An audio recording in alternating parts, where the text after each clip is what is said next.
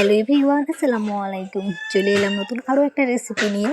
আজকে coconut powder একদম ঝামেলা ছাড়াই কিন্তু কয়েক মিনিটেই বানিয়ে নিতে পারেন।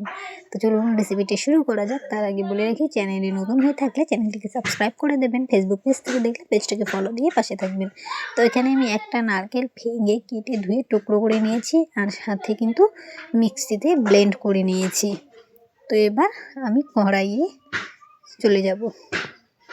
তো এখানে আমি কড়াই গরম করে একদম লো হিট করে এটাকে অনবরত কিন্তু নেড়ে চেড়ে এটাকে ভালো করে ভেজে নিতে হবে। একদম লো হিটে অনবরত 10 থেকে 15 মিনিট কিন্তু আমি এটাকে ভালোভাবে ভেজে নেব।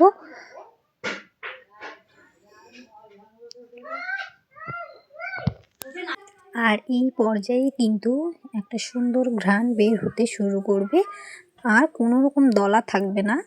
এটাকে এমন করে ভাজতে হবে যেন কোনো রকম দলা না থাকে, একদম ঝুরঝুরে হয়ে যায়। তো চলুন এটাকে ভালো করে ভেজে নিই। তো এই পর্যায়ে এসে দেখুন একদম কিন্তু ঝুরঝুরে হয়ে গেছে, আর কোনো রকম দলা নেই।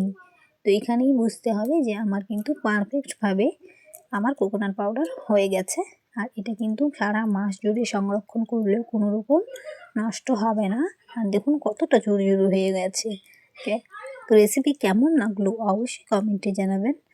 আর হ্যাঁ, চ্যানেলে নতুন হয়ে থাকলে চ্যানেলটিকে প্লিজ সাবস্ক্রাইব করে নেবেন, আর ফেসবুক পেজ থেকে দেখলে পেজটাকে ফলো দিয়ে থাকবেন। তো দেখুন আমার কিন্তু কোকোনাট পাউডার একদম কত সুন্দর কালারের, কোনো পার্থক্য হয় না।